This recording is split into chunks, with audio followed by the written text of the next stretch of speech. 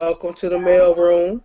First off, I just want to say thank all of you for joining us tonight.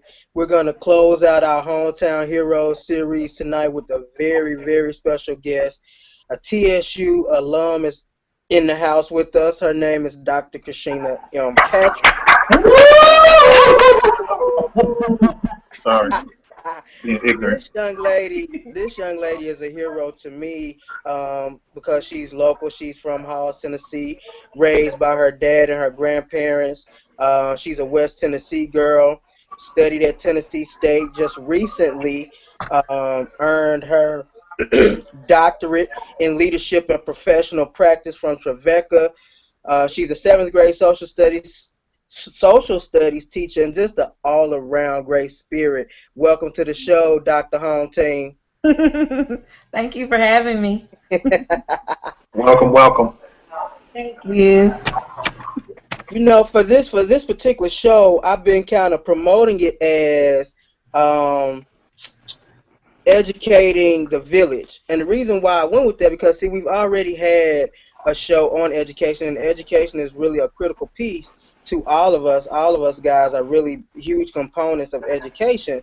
And so I know we'll come back to this subject again. We did actually a 3-part series on education before, but you can always add new life, new energy, breathe new breath into a situation, because with education it's always changing and there's always a need for education and to discuss education. So on this particular evening, I want to kind of come to the table about education from a different perspective, a different vantage point. And when I say educating the village, I'm talking about getting everybody involved, not just how we teach the children, but how are we as the village to encourage these young people? How are we as lay people out here, like myself, for instance? I don't have children, and I'm not a school teacher, and I'm not an administrator, but I'm interested in making sure that our kids get the best possible education possible. So I entitled this particular episode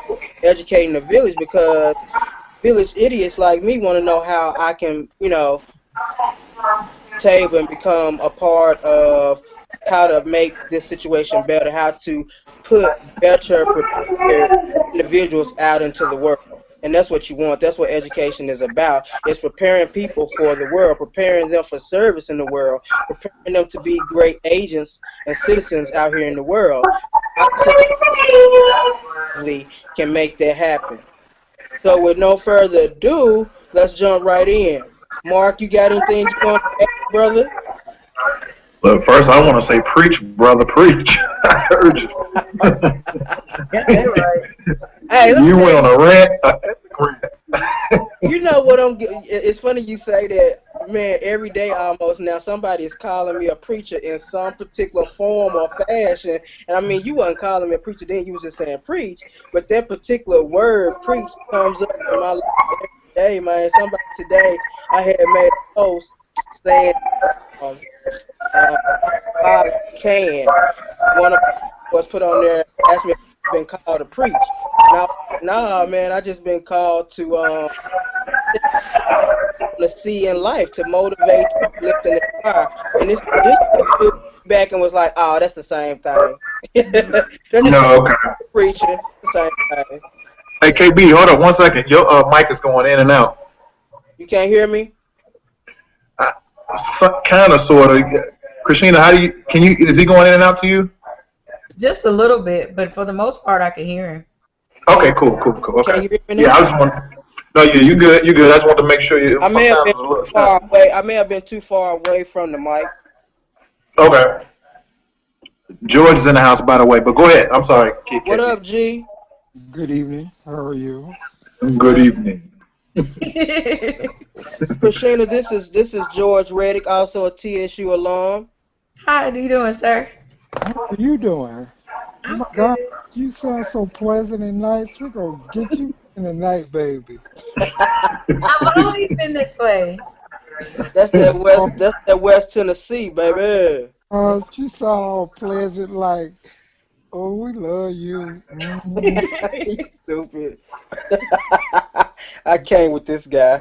Krishenna. East Coast. Oh, go ahead, George. gonna put you right on in. We're gonna put you right on in the mix. I'm just to let you know. You going to get her acclimated. Don't be offended, boo. Don't be offended. Krishenna, what year did you graduate from Tennessee State? Well, I graduated with my bachelor's from TSU in 2001, and then I graduated with my master's in 2004. And specifically, what were these degrees in? My bachelor's was for me to get my teacher certification, and my master's was in reading because initially I wanted to be a reading specialist, but yeah, I decided not to do that. So, did you do anything extracurricular outside of just going to school? Oh, absolutely. I was a member of the Aristocratic Bands, baritone, for 2 years. Hey. Yeah. But, Oh yeah, we bring the fame, baby. I'm a band chick. I am. we got Okay, Mike So I Johnson. don't do the Okay, Mike Johnson, French friend. horn and clarinet. Okay, Mike Johnson, friend. no, I thought she was in T-Pole. That's why I'm about to. Actually, no. I had friends in TU Pogue, but no, I was never in TU Pogue. I was in the see, I was in a band. I did help with the Sylvan, the Wesley Foundation did tutoring.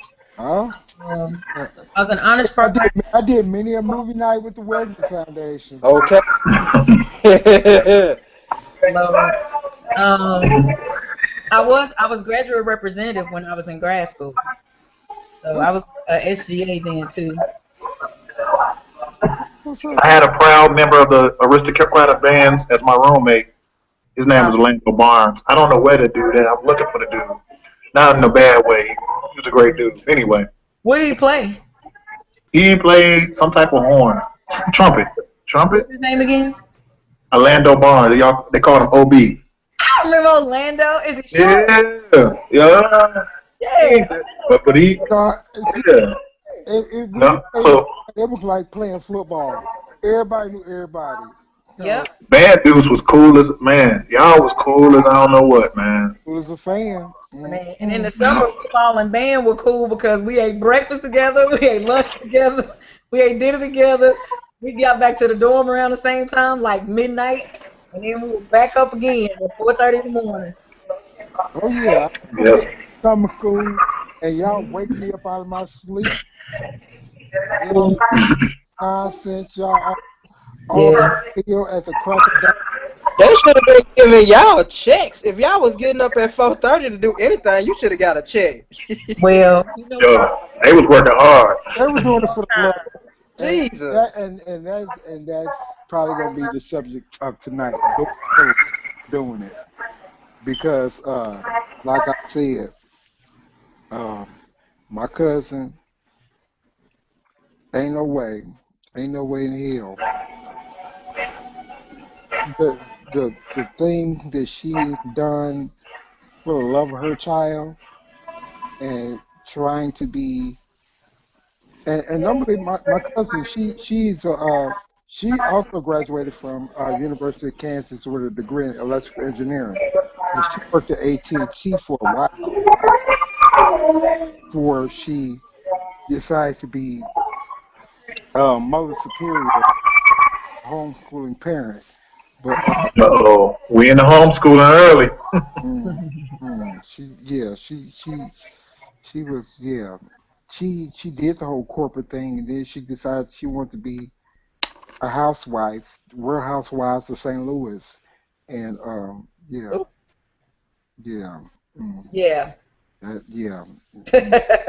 Okay, so with that being said, let's go ahead and jump into the pros and cons, or the advantages and disadvantages of, say, homeschooling, charter school, and public school. Like, what's the breakdown here? Where is the most value going to be met?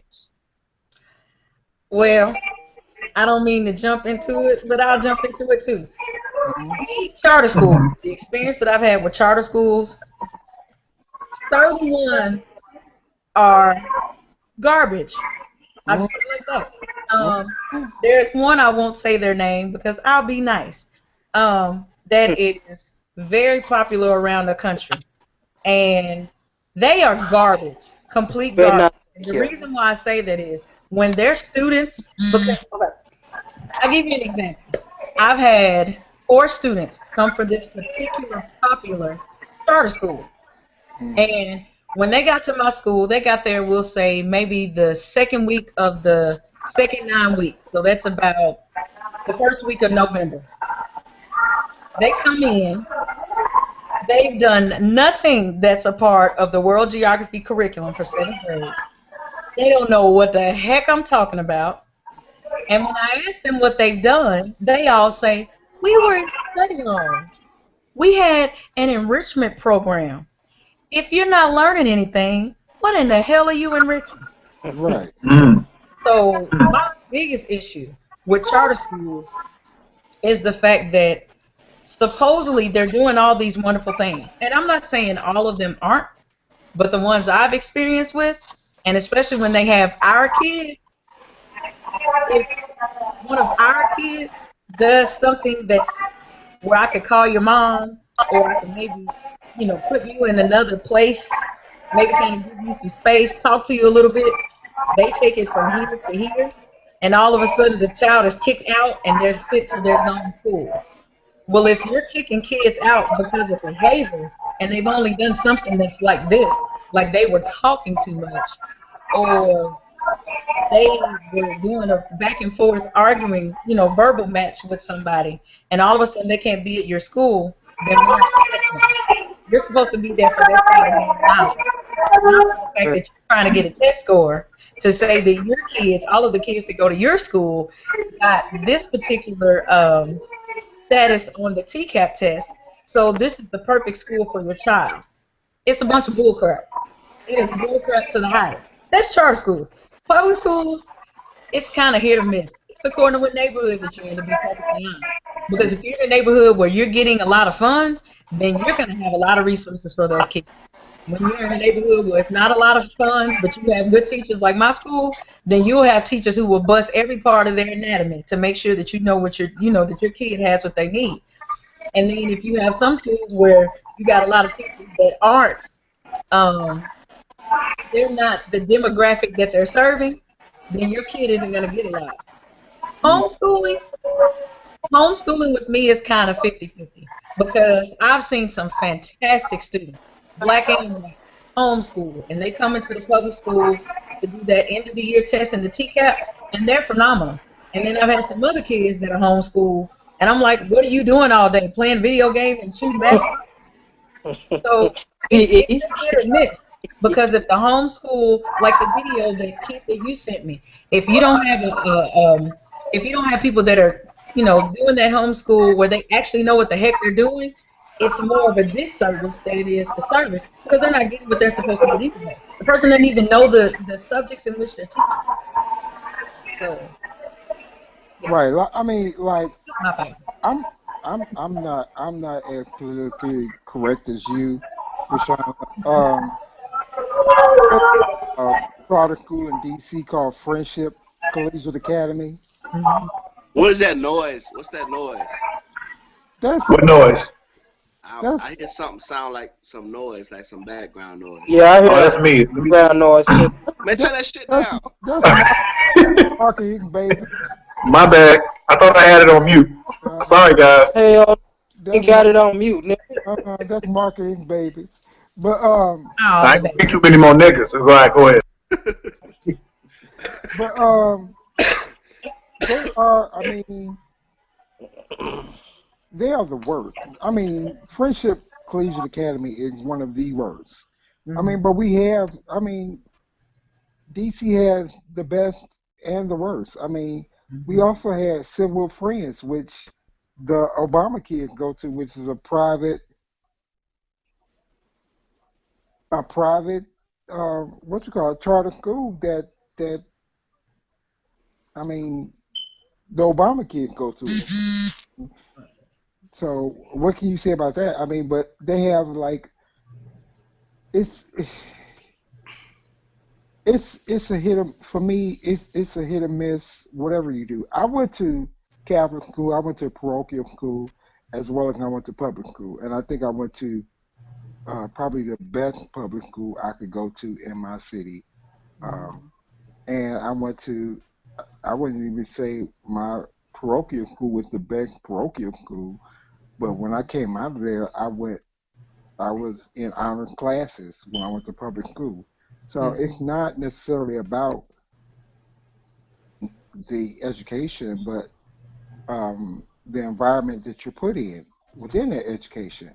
Because a lot of times I feel like teachers teach to their expectations, and sometimes they'll you will. I know some great. I mean, it was only two high schools. Well, I know a lot of people like Keith and you, Krishan. I'm sure y'all had one high school choice to go to. We had two, and um, the high school I went to was known for band. It was known for basketball, and it was known for track and field, and kind of known for education. I mean, it was better than the other choice that you had to go to. So, You ain't had no bus downs? Oh, I'm messing with you. Go ahead. oh no, I mean, if you want to go for education, well, supposedly, if you wanted to go for education, you went to the white schools up the hill, Bevel East, Bevel West Township, or you went to Altoff, which was the parochial high school. You went to one of those three if you were going for education, pretty much. But I mean, everybody. I mean, as far as my graduating class, out of um, 230, I think 115 of us went to. Well, half of us, pretty much half of us, went to college. So I mean, is that a good or bad thing? I don't know, but it was what it was, and all of us have pretty much succeeded. I mean, either I know of our top 20, most of them are either doctors, lawyers, educators. They're doing something very significant in their lives. So I I don't see going to a public or parochial or charter school as being a problem. Now, what I do see about homeschooling as being a problem is more or less socialization because, like I was explaining to Keith, Mark, and Sean earlier, was that my cousin who went to she went to public school. Um, he graduated. Who is that? That's got to be Big Head right here on our camera. But she went to University of Kansas. She had a degree in electrical engineering. Smart, did her thing, but she didn't feel like her child was receptive to a public school education. And when she lived, like she lived in a horrible neighborhood, she lived by the military base because her husband was in the military. And she, I mean, if she had sent her child to public school, she would have had a great public school education. But she didn't feel that her child was receptive to that, so she decided to homeschool her from kindergarten through 12th grade. And there was such her within a month of her child going. I mean, of course, she was great in math, she was great in English, she was great in all that.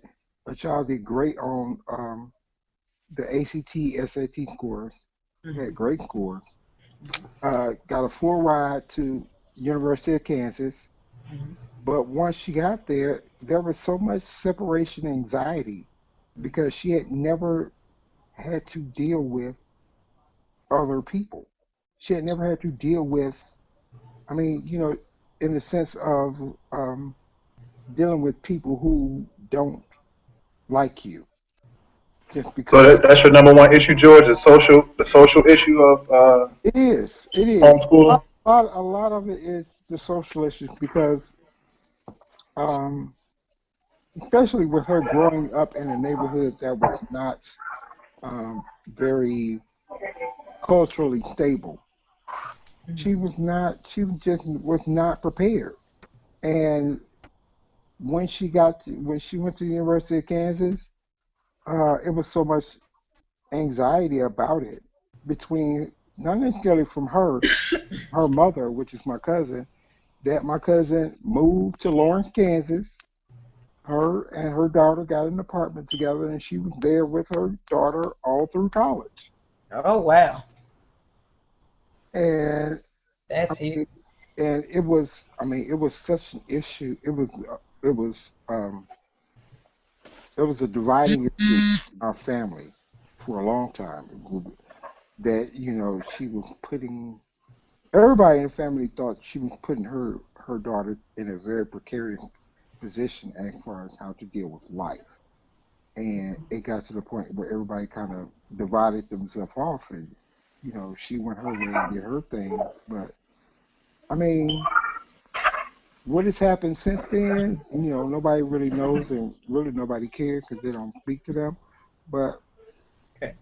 I mean, I wonder how she had learned to deal with life in working in the public square and dealing with people who like you or don't like you based on your education, or don't like you or don't like you based on the color of your skin, because she's never really had to deal with that Yeah. because she was always under her mother.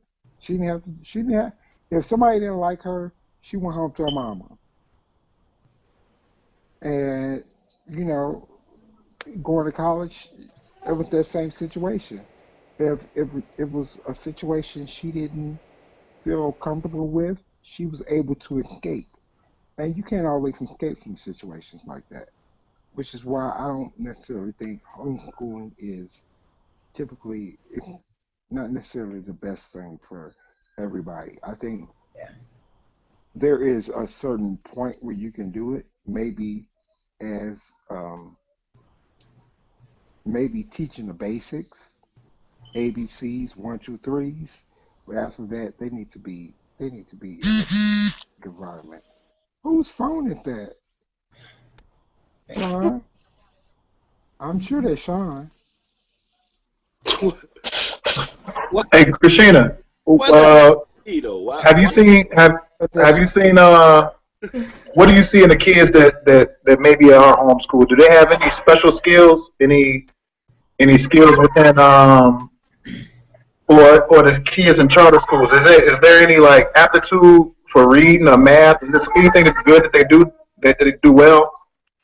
Um, as far as the homeschool thing, it's a it's according to how the homeschool is structured because homeschool 5 years ago is not homeschool now. oh no. Homeschool 10 years ago isn't homeschool now. Just like public school 10 years ago, 5 years ago, now are three totally different entities. With the first homeschool students that I had to come in and they took TCAP, I noticed that they were a little bit hesitant because they didn't know the kids and they were shy. But I What's just what? looked What's at T? What's TCAP? TCAP tennis. It's like Standardized they have test. end of the year. You know how they have the Standard, end of the year. standardized test for Tennessee. Yes. Yeah, Okay. yeah. Um, when they would come in to take TCAP, the anxiety that they had, it seemed more of it's a new kid, a new place type thing. So I didn't really take it as a socialization type thing. Um, but a lot of homeschool children, the way that they do homeschool now, they don't have I don't know if you said it was your little cousin, your niece. Yeah. They don't deal with what you said your niece. It's my cousin child. So Okay. what you call it? Second cousin? Yeah. They don't deal with what she dealt with now because a lot of kids that are homeschooled, it isn't just with I mean, even if it's with their parent, they have homeschool. I don't want to call them sorority, but they have like a homeschool club, a little community, to Mm. where after they've taught for so long, they actually meet up and the kids play and they have slumber parties and they meet at the skating rink and they go bowling to where they deal with that socialization because early on, like you said with your second cousin, that's what was going on. You had these incredibly smart kids who had no social skills. So if somebody got mad at them, the world was over. They were crying and miserable, or they were striking out and trying to knock somebody out. And they were like, okay, we need socialization with it. So that's why you have a lot of not charter schools, home schools that are actually homeschool cooperatives, homeschool communities, where instead of it just being the parent and that kid or the teacher and that kid, it's usually more kids. Or either if it is just one-on-one, they have a time during the week or so many days during the week, but they actually meet with other kids and they hang out almost like they're doing extended play dates so they can deal with that socialization issue that they used to be dealing with. With the charter school kids that you asked me about, for them it's almost like, I mean, excuse the term dumb blonde, but it's like no matter what their nationality was, the ones that I've encountered that have come from the charter schools act like they've never been in class before. Like, yeah, I was in school last year, but we just kind of did stuff this year. And I'm like, what stuff? And initially I thought, well, maybe it's just because it's geography. Maybe they didn't start where we are geography. How are they with math? How are they with reading? How are they with science? And they were the same way. So it's just, I'm just not the biggest fan of charter schools because 9 out of 10 experiences that I've had with students that come from charter schools, the kids are so far behind. And to get a kid to come into your class in November when you've already completely finished a 9 weeks, that's August to the end of September, and you're starting on continents, and they don't even know map skills, but you just taught map skills for 9 weeks. And I got to get you where my kids already are so that you can actually be successful, can be stressful. Oh yeah. Can I chime in? Sean, I was just about to say, Sean, I know you can. I know you got something to say about that. Well, good evening, Krishenna. How are you? I'm good. How are you? Doing wonderful. What's up, my brothers? Peace. I love that KC hat. No, really intro to y'all. I am a high school English teacher at the in a charter school. Teach 11th and 12th grade, and I totally understand what you're saying about kids being behind, but at the grade level that I get them, I guess I can kind of say the same thing because they're coming to me from public school and they're behind as well, because we only have 11th and 12th grade. A lot of charter schools out there, particularly charter high schools, they have 9th through 12th, but at my school in particular, we have just 11th through 12th. And they're coming to me lacking in so many various areas. So I do understand that argument, but I will say, though, that the problem is not really, I would say, charter schools in general. The problem is the educational system in general, because where you may have people that are coming to you that are behind, but should there not be a general curriculum? I know that we're going into Common Core. Like I don't know what you guys are doing in Tennessee, but in South Carolina we were supposed to adopt Common Core. Actually, they just passed a law. Well, it's in legislation now where they're trying to actually do away with it because there's been so much riffraff about it. They're trying not to enact it. But Common Core was supposed to replace, help to assuage this issue that we're having because, we're having this argument. There are a lot of people, everybody is blaming the level that came before them. So high school is saying that middle school is not preparing them. Middle school is saying elementary is not preparing. Elementary is saying that the parents are not doing it. So at some point, somebody has to take, the bull by the horns and say, all right, well, where are they deficient? What is it that we need to do to get them to grade level? And how do we even determine grade level? Like when you talk about the TCAP, where in South Carolina it's called the 8SAP, and we have a lot of kids. That test, I believe, is based on the 8th grade level. Well, I had just this past year, I had a few, not a whole lot, but I had a few young people who weren't even able to pass that, and we're talking about 12th graders who can't pass an 8th grade test. Now, if they coming to me in 11th grade, shouldn't they have gotten that stuff in the 8th grade or 9th grade or 10th grade? So there's there's so many different areas that we can talk about, that where students are coming to you and to me and to other teachers as well. They're coming to us lacking in particular areas. But what I think needs to be done in regards to that is, I think that there has to be a set curriculum that all schools should follow. That's home schools, that's charter schools, that's public schools, because if everybody is not playing on the same field, if everybody's not on an even playing field, I should say, then that kind of puts people at a disadvantage. Because if you're in homeschool and you may make an A in homeschool because your parent is teaching you, but how does that transfer into the actual curriculum that everybody else is learning? And the same thing with charter schools.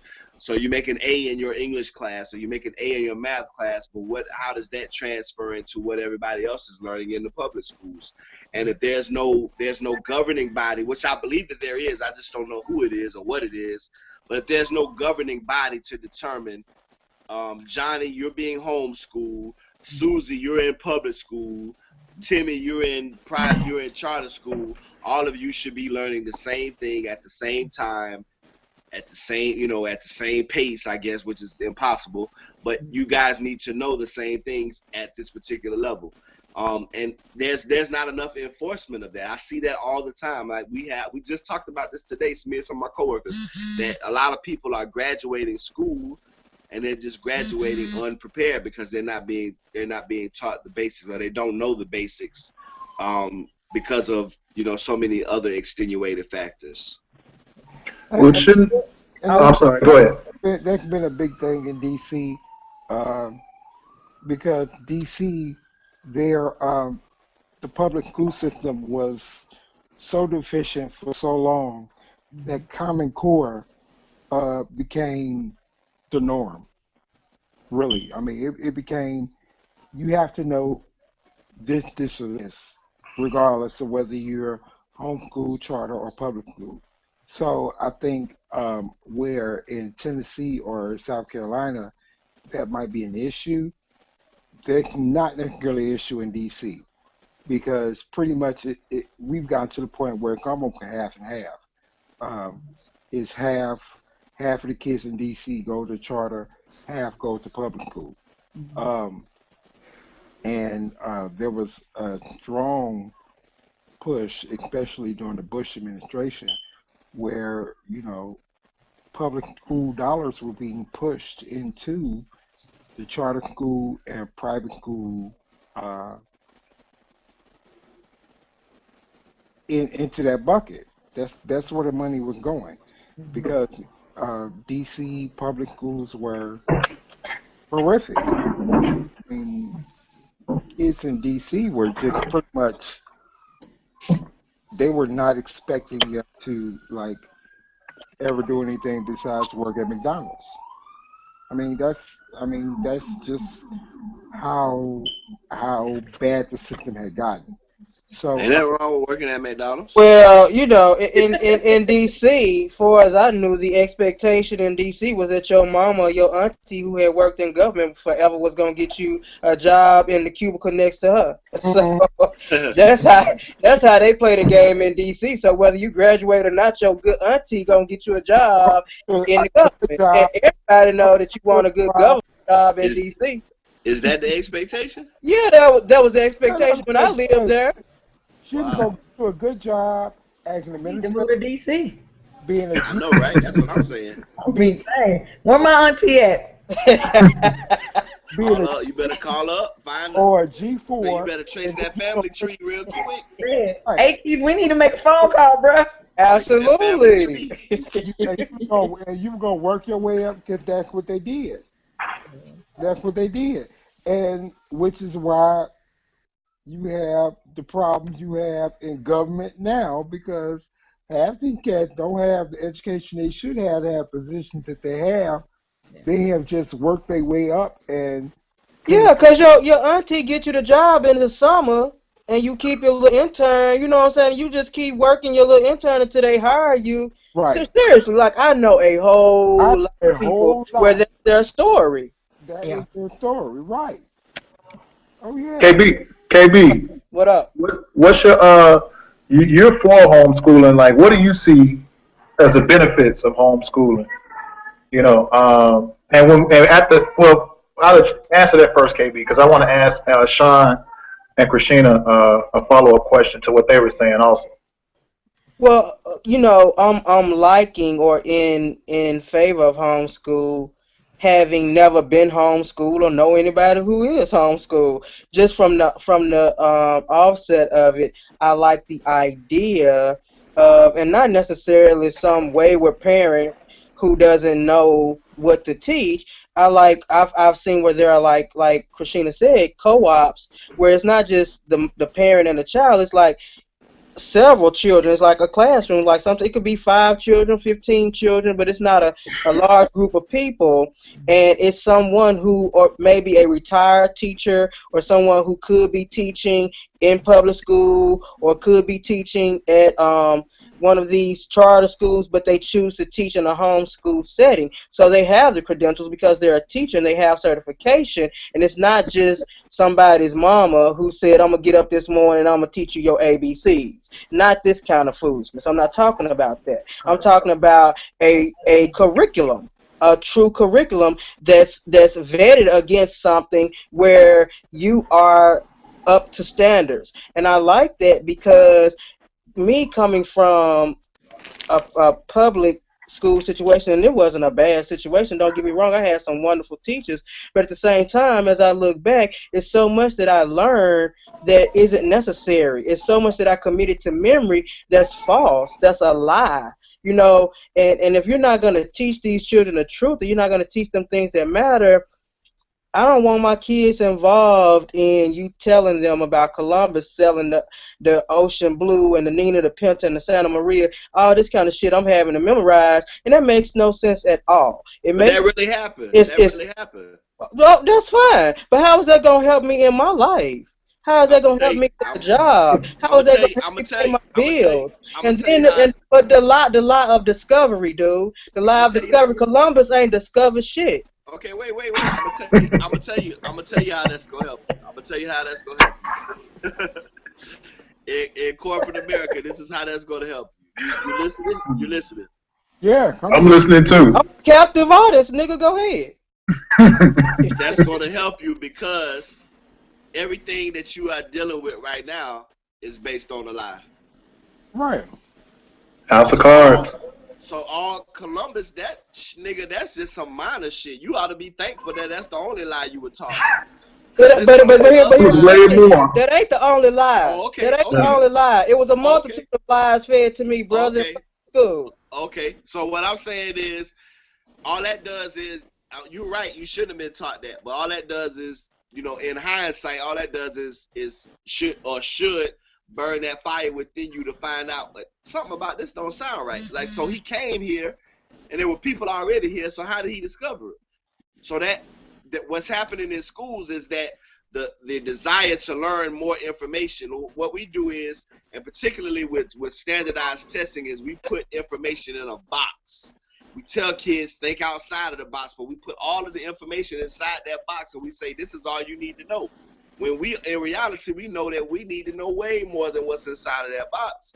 But what's happening is we're teaching what is inside of that box. And what's happening is when you get mad and upset and say, man, these niggas is teaching me lies. That's the stuff that's going on outside that box. You want to learn more. You have to. For me, my thing is you have to know what everybody else thinks is real. Yeah. In order to be able to understand where the truth and where the line is. Because if you don't know, if you've been taught the truth, if you've been taught the real truth, and everybody else has been taught a lie, then everybody else looks at you crazy. Because you keep telling them the truth, but they be like, that ain't real. Oh yes, it is. If you don't know how to distinguish the lie and the truth, and be able to meander that line to teach other people what the truth is, then you haven't really learned anything. You could tell people the truth all day long, and they'll be like, you crazy as hell. That's what we call conspiracy theory. And when we talking about public schools, man, I don't know if y'all know this or not, but the public school system is set up. The idea of the public school system is very archaic. Actually, not to be, try to be all super deep, but really, truthfully, it's very antiquated because even the idea of us going to school for 9 months and having a summer off, that's based on what do you call it? Crocker shit. Sharecropping, farming. Thank you. And so, like, even the idea of that, like the whole idea of school is so we can't be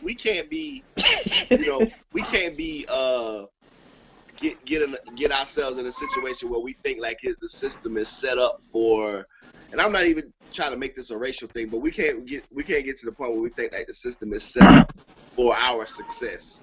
When in all actuality, you know that the information that is being taught, the system that is being taught within is really not a system that was designed for African American people, and even beyond that. I mean, I don't care. A lie is a lie. I don't care who tells it, and I don't care who it's being taught to, whether it be that blacks, whites, Hispanics, whoever. It's almost disrespectful to tell somebody that your people really didn't exist. Like this guy came and discovered this country, and the people that were here, they don't really count. Like that's almost disrespectful to say that, but that's what a lot of us were taught.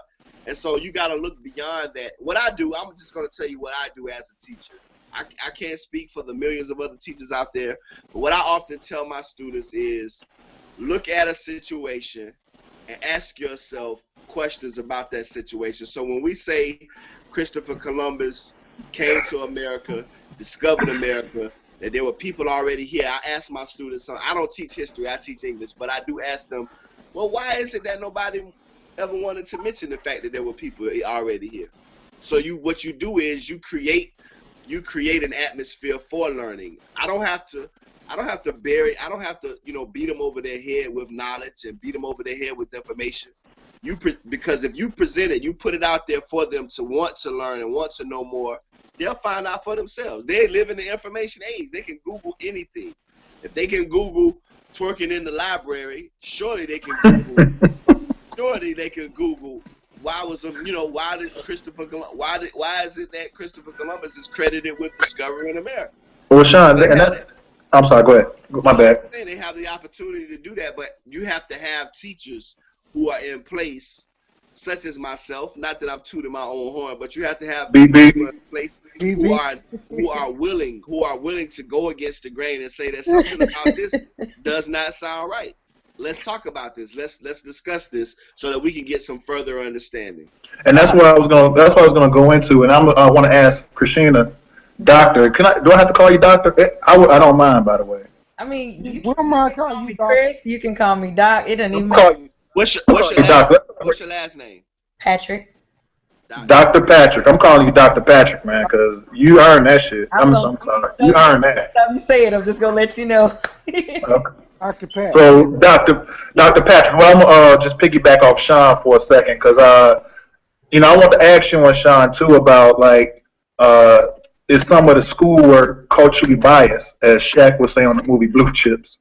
Also, I just want to, we talked about, Sean made a point. The only person who saw the movie Blue Chips. I'm looking for people who saw Blue Chips. I'm probably the only one who saw it. No, I saw Blue Chips. I'm a Shaquille O'Neal fan. I like Shaquille O'Neal too, but I've never seen it. Oh, okay. I ain't seen Shazam though. Thank God. Shazam or whatever. Thank God, bro. Yeah, but I want to piggyback off what Sean was saying about.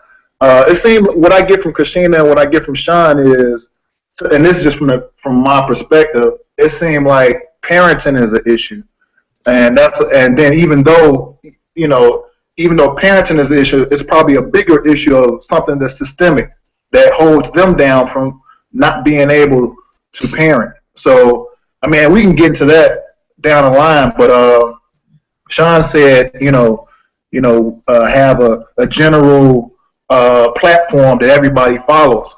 And from just listening to all you guys, it just seems like it'll be beneficial if we could take a little bit from charter schools, a little bit from home schools, a little bit from public schools, which is tough. Don't get me wrong. I don't have I don't have it written down or nothing to tell you guys what to do, but it seems like, the public school. I think everybody should know basic math and science, and I feel like right there that should go down the line for every school.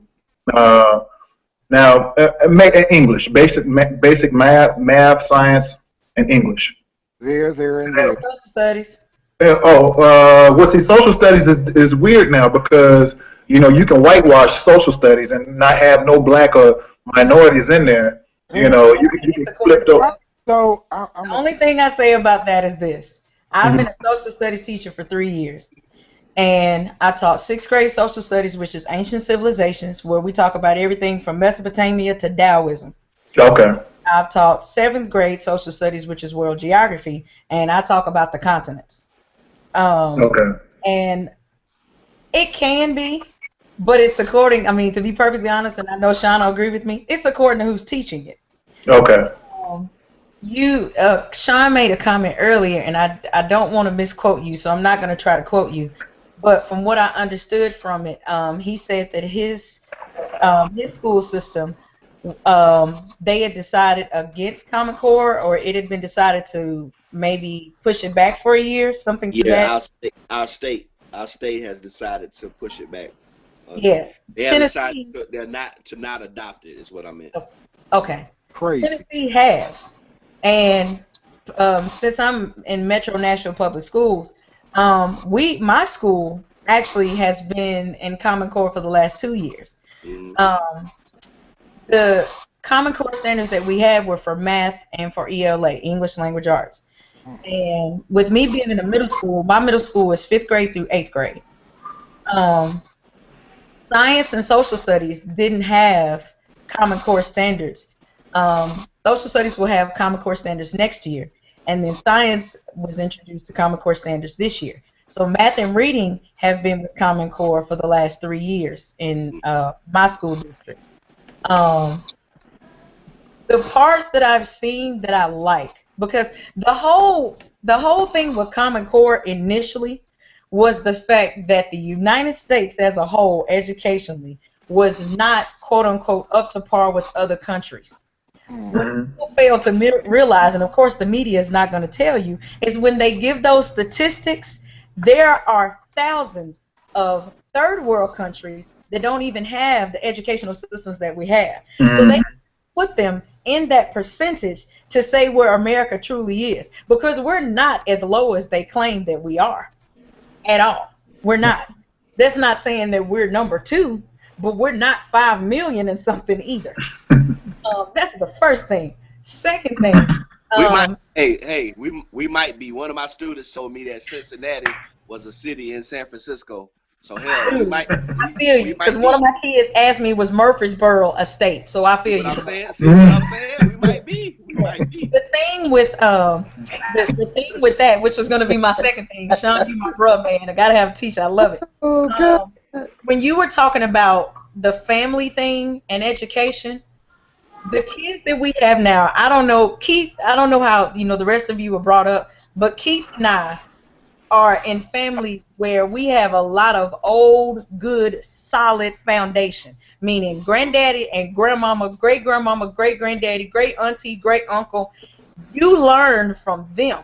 So we still remember all that stuff. We know to graduated from 6th grade, or I made it to 3rd grade and I didn't get to do anything else, and I've been doing, farming since I was 7. We know that stuff. Our kids now, they have so much, but because they have so much, they're that lazy. So because everything comes so quick, if you don't teach it where they can get it so quick, they lose interest, or either they don't care. Because my kids, like, I have inner city kids. I have 12, 13, some 14, unfortunately, because somehow they fail, students. I have a 13-year-old girl who is not black, by the way, who is 6 months pregnant in my class. Mm. So What's the say it again? She what and what? I have a 13-year-old girl who is 6 months pregnant in my class. 13. 13. 6 months pregnant. Yes, sir. Okay. So the dynamic that I have of my students is, I'd say about 92% of my kids, if they have a parent at home, it's either or. So I'm not gonna say everybody's with mom or everybody's with dad. It's one parent. And the majority of those parents, education is bull crap to them. It is. Because their thing is hurry up and do what you gotta do so you can get a job and help support the house. Yeah. Instead of, I want you to have a better life than what I had. I don't want you to have as many children as I have, or I don't want you to have the educational experience that I have.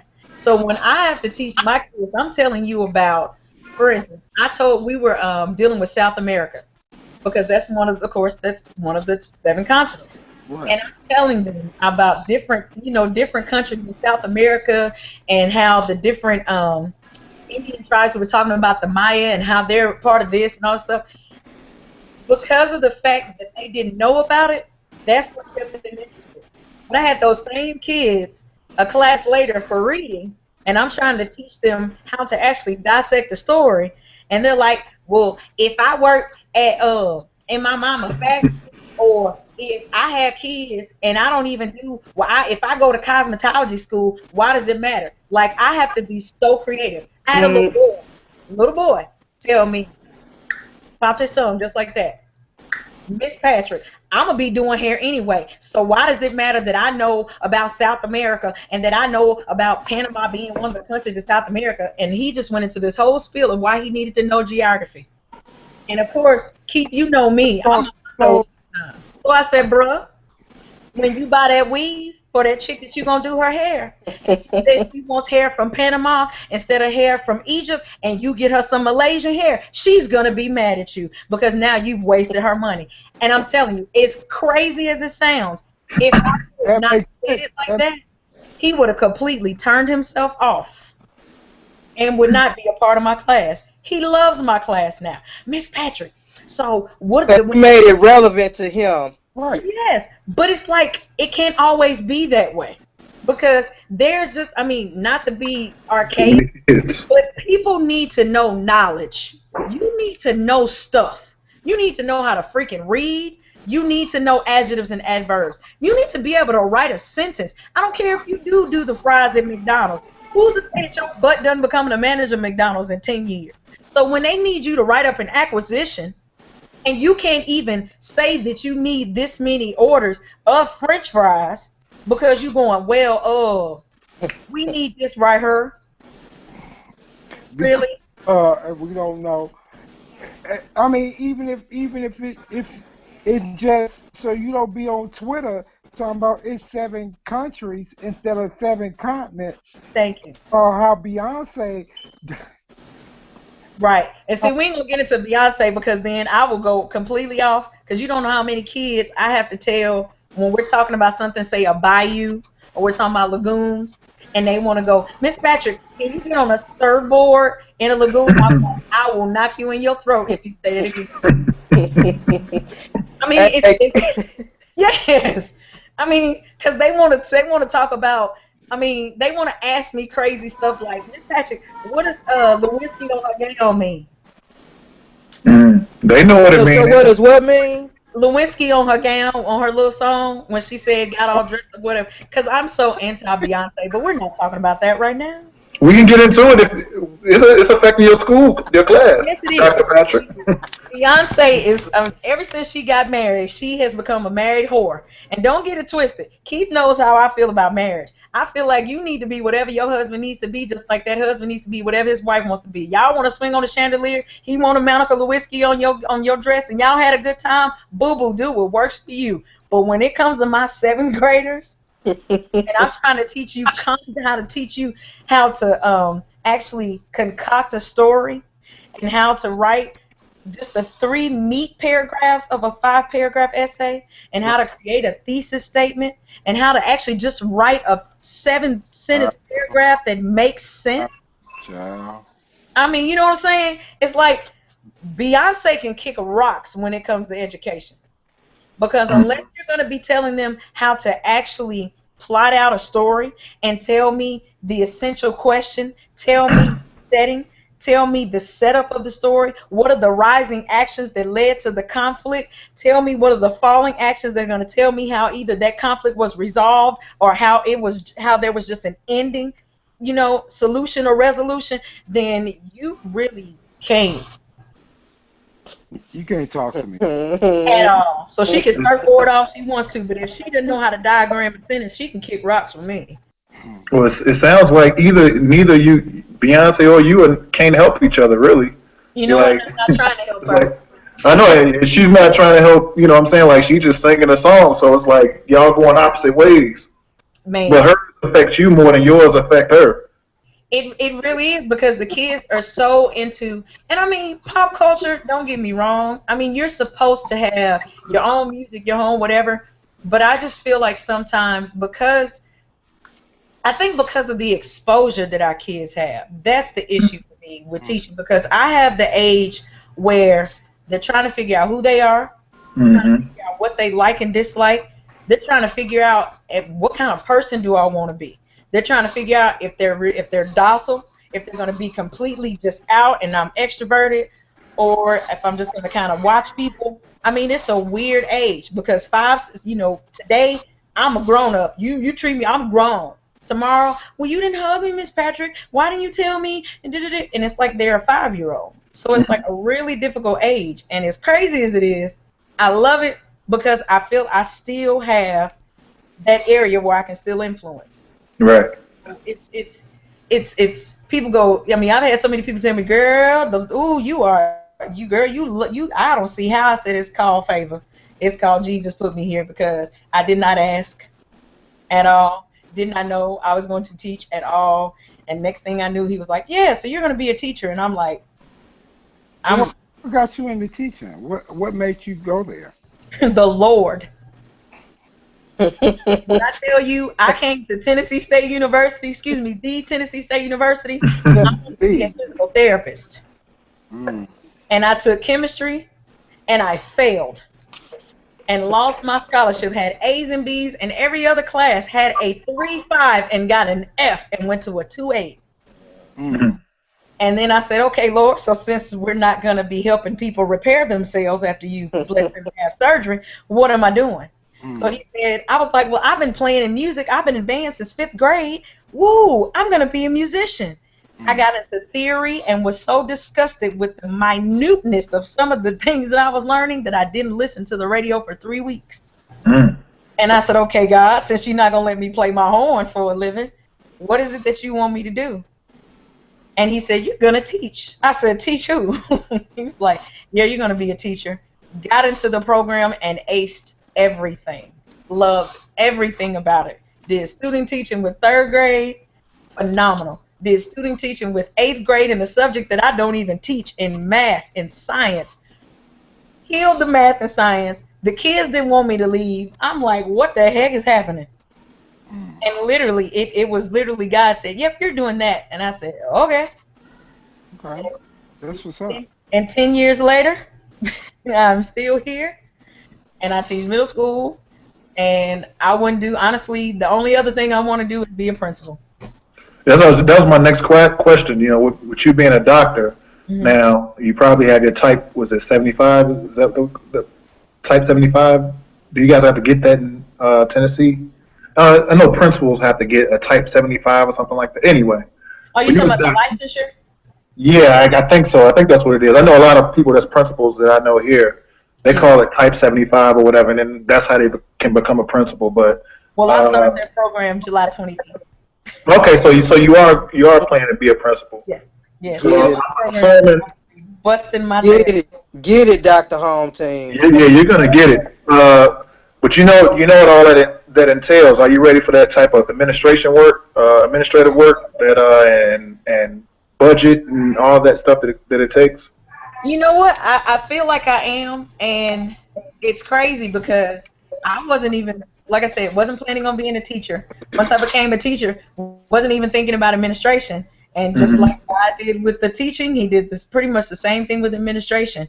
And my the pastor of my home church, when I used to go to my home church, she was talking to me on a regular visit, like Easter or Father's Day, and she said, Chris, I have to stop saying what I'm saying to you because if I'm not obedient to God, she said, I just can't keep talking. And I'm like, okay. It's like, God told me that you're going to be a principal and that you need to get started. That's And I right. said, excuse me? And I'm like, okay. And I'm sitting up here like, I've never thought about administration. And I listened to her, but I was like, God, I don't even have the administrative stuff. I don't have a doctorate. What are you talking about? And literally, when I was like, okay, since this is obviously what you want me to do, I'll go ahead and get started. And I just was like, tell me what you want me to do. He led me to my program because every school I tried that I thought was going to be it, it didn't work out. And I was like, okay, God. I mean, even Trevecca sent me a letter that April saying, thank you for applying to the EDD doctoral program. We appreciate blah, blah, blah, but currently we do not have a spot for you. We welcome you to try again. I Mhm. said, okay. And then they called me the next month and said, we have a spot for you. I said, I got the letter saying that I wasn't accepted. They said, yeah, but we have a waiting list and you were number one on the waiting list. So we're calling to offer you one of these 2 seats. That's That's what's up. what's up. Yeah. Man, your favor is real, girl. Favorite. Man, I didn't even know about it. Your favor is real, baby My, girl. You know it. my mother didn't have a. My mother did. My mother was the principal of a K through 12 school, Oh, and wow.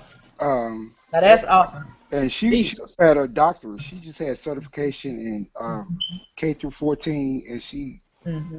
I mean, my mother really she graduated from Tuskegee, and she had like a 2.25, 2.8. She didn't. I mean, she was not really.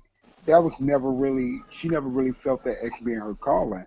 Hmm. And she went to grad school and grad school and grad school some more, and Hmm. she ended up being principal of a K through 12 school, and she loved it until her superintendent got on her nerves, and they offered her early retirement, and she said, y'all can kiss my ass."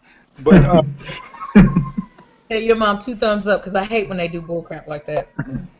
yeah, I mean, he was pretty much pushing all. She was running the what they call Chapter One program in Illinois. She was running Chapter One, as well as she was also the athletic director, and she was doing a couple other things. And he started pushing his work off on her. Hey And George, is chapter 1 like oh, is go ahead. that the lower income kids? Yeah, lower income Chapter 1 is Title 1 here. Gotcha. Okay. Mhm. Yeah. Chapter One reading program. And Mhm. she was writing the grant proposals and stuff for Mhm. all that. She learned Mhm. do all that in grad school. So Mhm. yeah, I mean, she loved being a teacher. She loved being an administrator, but she did not like being. My mother is very. She's a Taurus, so she is not the one to be pushed around, and she's not the one to be kind of side saddled with a bunch of stuff that's not her. Yeah. Not what she is inclined to do. So Mhm. yeah, she exited stage left. It's going to say offered her $3,000 a month. Yeah, she Right. said for the rest of her life. She said I'll holler at y'all. But but I mean she literally moved up through the ranks from being um a home economics teacher to a high school principal in like 7, 8 years. But she did That's because awesome. that's what that's what God inclined her to do. And Right. I feel, I mean, I definitely understand where you're coming from, where you say that's what your calling is. If it Mhm. is, do it.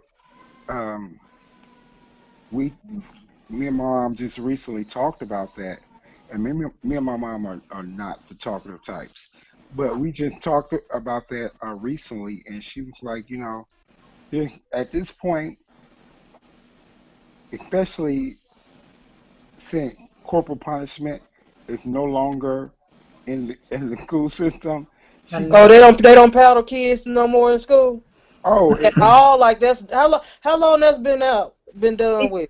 you have to sign something that says you would allow them to do it, but they've taken it out probably in the last 5 years. Wow. Oh, my mother. Well, my mother retired, and that was my. She retired my freshman year in college. Hmm. So you're talking about 20 years ago. They were phasing it out Yeah, at that they point. were. Hmm. We're phasing it out at that point. So Hmm. she was like, "Oh no, there's no way I would go back to the school system and have to try to gain control of a classroom and then teach them." Okay, oh no, it's not something that's feasible at this point. Not for her generation. You're talking about a woman who grew up in Birmingham, Alabama in the '60s. Mm, yeah. I mean, The good stuff. she graduated from college in '63. So she graduated, she was in high school in the '50s. Hmm. No, That's not gonna work for her. No. Oh, George dropped. Well, Dr. Patrick, quick yeah. question. Hmm. Um, so you being a principal, are you ready to be? I mean, I don't know if you have to put this hat on, but do you have to be looked at as the bad guy? Would you be on the other side of that dynamic, that teacher principal dynamic, where I'm a the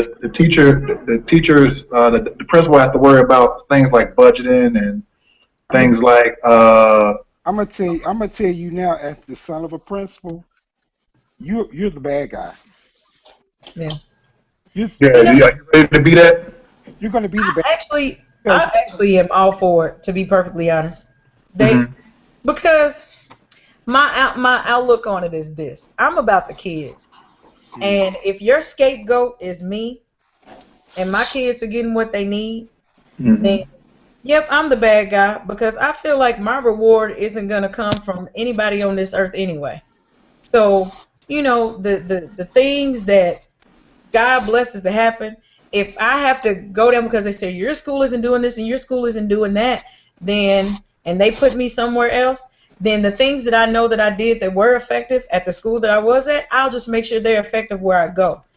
Um, I honestly feel like in the 10 years that I've been a teacher, I have been very, very blessed and privileged to have a plethora of different personality and professional administrators. And I've seen so many different personalities from white males, from different types of black female principals that I've had, even to an Asian female principal that I had. And I've learned some of the great things that made them principal, and I saw some of the sucky things that made me wonder how the heck you got here.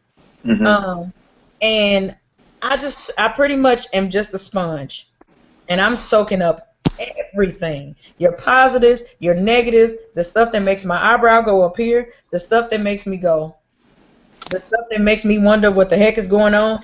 It's just I'm soaking up everything I can because what I'm seeing is, or what I feel, I should say, is that when I become an administrator, it's going to be a totally different world in the sense that I Mm. feel like that there are going to be ways made to where what I have seen as a teacher, and I mean, I could be a principal in the next, because my program will end this time next year. So that gives me maybe 2 to 3 years after 2015, 2017, 2018, where I could be a principal. Because you have to start out as an assistant principal. Um, I feel like that when God puts me in the arena to be an administrator, be it as an assistant principal or an executive principal, that the way that I do things is going to be so mind blowing to where them folks are going to look and wonder, who in the hell is this chick? To be perfectly honest, because my assistant principal she just left the classroom maybe a year or two ago. No, in the last, she's been out of the classroom for 3 years. And the way that she does things as opposed to my principal, who's been out of the classroom for maybe the last 8 to 10 years, I see the exactness and professional mind of my executive principal and the exactness and the professional mind, but I still remember the classroom of my assistant principal. So it's like I actually get to see the two side by side every single day. Because it made me wonder, because the very first principal that I had, strong black woman, she was about her business, but she was petty, to put it lightly. And she was a ball buster. And I know y'all heard that term before. Mm-hmm. But she was so into being strong to where her identity was in her strength instead of her being identified as, For her knowledge. you know, and she was so into you better see me as strong to where she busted the balls of everybody who didn't. Like she literally emasculated or attempted to, because a couple of the men were like, you know what, you can have this and I'm gonna go somewhere else, and they chunked her the deuces, blessed her soul, and they left, exit stage right. But she felt she had to minimize all the men so that they could know that she was the boss. Excuse my candor for a moment, but I don't have to grab your balls for you to know that I'm a chick.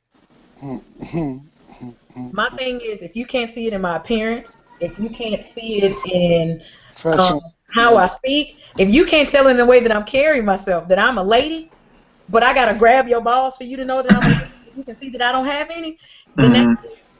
And I had her. Then I had another black female administrator who was a micromanager. And it wasn't that she wasn't good. She just micromanaged everything. Put us in these wonderful groups. This is what she gave us our agendas and our expectations. So we're in the groups and we're all gung-ho and we're going to do this and woo. And then she was like, I want you guys to report to me at this set amount of time. So we'd come to her and we would restate the agenda and the expectations and tell her what we wanted. And then she would go, that's nice, but I was thinking you guys should go this way. And my mind says, well, if that's the way you wanted me to go, then how about why didn't you put that in our expectations? So I had those two types. Then I had a white male who was really good, but because he was in a black school, he had to make sure we remembered that he was white. White privilege. The few white students Supremacy. that we had, and especially if they were white male students, there was a bit of favoritism. And you know, I mean, not to quote one of the grandmamas, but I'm a quote a grandmama. God don't like ugly. So when, you know, as much as he tried to be that, I'm a strong white man. When your strength is in your black teachers, and the majority of your black teachers are women, sir, I don't care how strong you are. You need the sisters, because we're the reason why your scores look the way they do. Us, yay, hi, how you doing? So he had to kind of be humble to realize that if you keep doing this right here, we're gonna leave you. Right. And so I saw that. Then I had an Asian principal who came in, and I mean, I don't knock anybody. I say, God bless America and the rainbow is beautiful. But she came in, and instead of asking us, okay, what's going on with your school? What is everybody doing? What is this? What is this? She said, this is my agenda. This is what you're going to do. This is how we're going to make stuff happen. So we're like, okay. And then January comes, and the school is going to hell in a handbasket, and she asked for help. So we're like, what do you want us to do? Because remember, we're following your agenda. Miss Lee, who was the superintendent of schools in D.C., they got rid of her. She moved to Baltimore. Yeah. Well, she didn't move to Nashville. So I guess her sister did. She tried to be our principal, and it didn't work out either. So now I have another black female and a black female assistant principal. And in there we had some black male assistant principals where I got to see, you know, be under black male leadership, which actually was pretty awesome. And I've been waiting for that day to have a black male principal. I'm so excited about it. I really need him to come on. But I just tried to take the good and the bad from them so that I can go, okay, well, in all this stuff that you're showing me and that you're telling me and that you're allowing me to see, like the kid, like my 7th graders, what you know, of all of that, what am I going to be like? Right. And I feel like there are pieces of the good that I'm definitely going to take, but a lot of that bad stuff, it's almost like God is showing me, this is what I want you not to do. This is what it looks like when you do this. So don't do that. Remember when he did this? Don't do that. Remember when she did this? Don't do that. So the whole bad guy thing for me, I feel like I'm probably going to be a major bad guy because especially with the standardized testing, because with standardized testing, I feel like it's so completely unfair. I don't teach to the test, nor am I going to teach to the test. I want my kids to know about the world. If I'm a geography teacher, I need to make sure you know everything from the United States to Australia to Antarctica. You know that there are 5 oceans and not 4.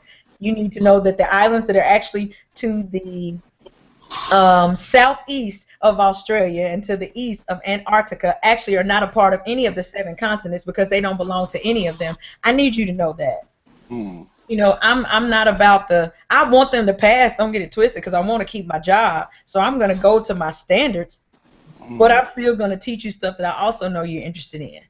You know, so it's like I feel like you have to find that happy medium. And I feel like the successes that I do have, that's the reason why they're there. So it's like with all that standardized test crap, and they go, well, this year you made this score, and that year you didn't make that score. I'm more about where did the kids start when you had them? Where were they before you got them? How have they made gains? That's the stuff that's important to me. Because like Sean was talking about how the level where they get kids and they don't have this and they blame the school before and all that stuff. A lot of that, when you ask, was it a parent thing? It's everybody's thing because you have kids who don't get the privilege of being in pre-K. And that's a detriment. Kids that don't get pre-K, that is a detriment. But the kids who don't and who are still successful, it's because they had somebody at the house or people that were in their neighborhood that actually taught them stuff. They weren't in front of the video game system. Or they weren't just playing with Moo Moo and them and being babysitted. They were set outside on the porch for 8 hours. It's like everything builds on itself. Because I taught 3rd grade my first year, and then I taught 7th grade. And I had my 3rd graders when they were 7th graders, and I saw a deficit. So I called their parents and was like, what the heck happened? And they were like, well, when they got to 4th grade, the teacher quit. So they had subs all year. So what they were supposed to get in 4th grade, they did not get. And they were remembering what they got in 3rd grade. So when they got to 7th grade, you're already behind a year, and then you get a 5th grade teacher who's trying to teach you 4th grade, but they still are getting paid to do 5th grade. And if the kid doesn't test and pass 5th grade, they get in trouble. It's like what they call it, damned if you do, damned if you don't. Wow. It's like it's always something. So I feel like the reason why some teachers go, well, if they would have, like when Sean said, the high school teachers are blaming the middle school, it's because there was somewhere where they fell off. Wow. I mean, I have a 7th grader who is now reading on 3rd grade level. Mm-hmm. And he is excited. But we found out that, yeah, he was in school, but his home life was so jacked up because the dude was moving like every 6 months to where he never had stability. So nobody ever checked your homework. Nobody ever did this. And he found a way, because he had street smarts, to make it seem like he was doing okay. Mm-hmm. And that's how he passed and got to 7th grade. He just happened to be a 7th grade teacher, a reading teacher, who was my homegirl, who said, dude, you don't read well. And he started crying. And she said, I'm not trying to make you cry. I just need you to see where you are. And we got some work to do. So you had a dude who came in pre-primer, meaning you're doing the basic sight words, at, cat, that, and can now say and can now read a sentence that says, Jack and Jill went up the hill to fetch a pail of water. The brother can read and write the whole sentence, and I'm trying to teach him geography. But because actually he can get it. I mean, it's so crazy. But that's what it is. It's like it's a mixture of a bunch of stuff where a lot of things fall off. And if one major thing falls off, then everything else just falls off. Right. So it's not any one particular thing. It's just according to what that thing is that fell off. Yeah, no, I agree, because I went through high school. I went to elementary school and high school. I actually failed 4th grade. So when I got to TSU, oh man, I was in every remedial class there was. I'm just like, they acted like, oh, you know, you can test out of this class if you really know this stuff. I tried to test out that shit. Hell no. I was in that remedial class, but it really slapped me in my face. Like, yo, I don't know this stuff. Like, because I failed, I guess Chicago had something at the time that you couldn't fail me again or something like that. So I kind of that, went through that, elementary school like that, that. that was Illinois. That was Illinois as a core belief. You can only fail a kid so many times, then you Right. pass them on. Yeah, so I failed once, and they pushed me right through. Too. Tennessee's like that too. After the second time, you have to give them what they call what is it called? It's something where they go in the summer for 6 weeks and they give them the basics of what they're supposed to have for the grade that they're being pushed up to because Yeah, they said it can't be that old in that grade. Even though when we were little, I remember a dude. I was in ninth grade. There was an 18-year-old in ninth grade with me. But then that nigga graduated with me in 96. Man. Like he he failed like 4 times. Joe But he did. finally got it and he passed. Joe And did. he I didn't get no remember. certificate of I, completion either. He got a high school diploma. right. Mm. I still remember when I was coming up. I mean, if you fail, you fail. Yep, They play that. If exactly. if you could not read or you could not do the basic math, then you had to stay back. They didn't care how many times it was, Yep. but it progressively got to the point where they were more concerned about what their national scores were or what their national percentage was. But Mhm. they left those core principles. But oh please, I mean, I still Evelyn Shaw and Charles Shaw, who were my teachers in 10th grade. Hmm. Evelyn Shaw taught me social studies. She the one who told me about Reaganomics and what Reaganomics actually was, and that Reaganomics was a lie and from foolishness. And Charles Shaw, who I like taught, her. taught me chemistry, and he taught me chemistry to the point that I went and got a degree in biology and chemistry. Yeah, I should have found you for Those, my chemistry class. those things, teachers like that are a dime in a dozen, and they were more concerned. You got your core principles, but it was about teaching you how to really make it work for you. And if you have that goal and you have that dream in your life, do it. But But see, that's my dream right there. When I realized that God wanted me to be a teacher, that was my dream. What you just said, I want to be that teacher that they come back to and say, even though now they can say Dr. Patrick, yay, and they go, Dr. Patrick, remember when you told me blah blah blah? Because like I already have students who are seniors in college, and it's crazy because I'm like, dang, I've been teaching that long, Mm. and to come yeah, back, and say, Miss Patrick, I remember such and such. I remember such and such. Like I had a high school teacher, I think it was 10th grade.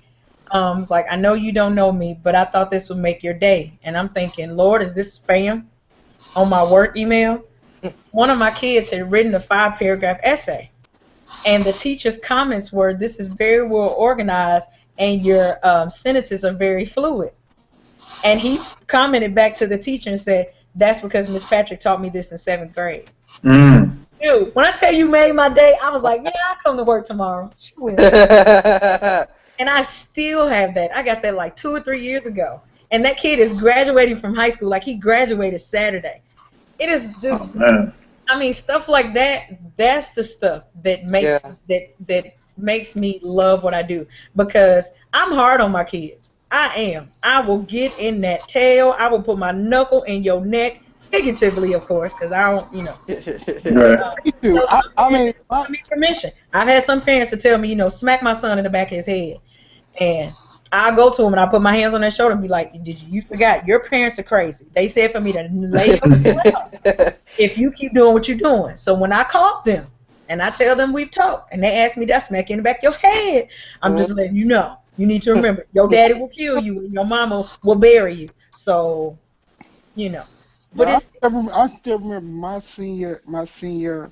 um, my senior high school English teacher, Miss Massenberg, who used to sit 2 rows behind me in church. So we went to church together. So she knew my mom and them intimately. You got to Miss Massenberg. If you got assigned to Miss Massenberg, that was like the death, because she was gonna teach the crap out of you. But when I tell you what I learned in Miss Massenberg class, I never got anything below an A minus on an English paper in college, period. She taught me English. She taught me what English was meant to be. Mhm. That's uh, that's what that's what it's all about. That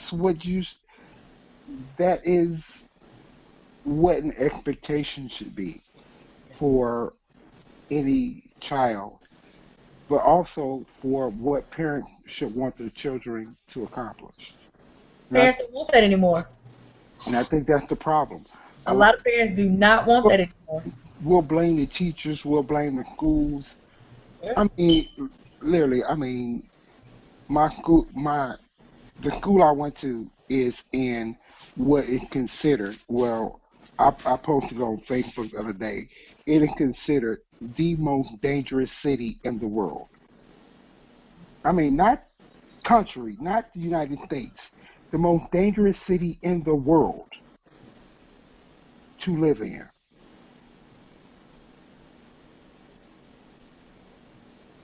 And I never saw that. I never experienced that for myself because my parents taught me that that was not what my expectations were. And my teachers never gave the expectations that you should feel less of yourself because you grew up in East St. Louis, Illinois. Parents don't think like that anymore. And I mean, not all of them, but Oh no. it's just a lot of them that don't. And like I said, I can only speak from my experience of the students that I have. Hmm. A lot of my parents just don't. They don't think like that. I mean, I do have that handful that, like, I have a single mom who has 3 sons and 2 daughters, I think. Yeah, she told me she has 5 kids. Mhm. Those boys are phenomenal. Those girls, phenomenal. Because mama don't play that. Mama is about 130 pounds. She's 5'5". And will yank them. And will yank. Man, she took that boy by his dress one day and was like, "Sweetie, I love you, but you will die today if you ever do that again." Let them dreads go and walk down that hallway. That Hmm. little boy turned around to me, gave me the most sympathetic apology, and sat in my room. I was like, "Excuse me, could you?" That's what you want, man. Shit. Exactly. But you just wish that all your parents could be like that, though. I mean, I had a parent to come in my room. My daughter told me, and blah blah blah, and this, and I get all this, and I just let her talk, and I sat there and I did the concern face. You know, you gotta do the concern face. Hmm. Concern face. I can't. I was like, yeah. And when she got through, because when she had popped and done her last time, I was like, "Ma'am, are you finished?"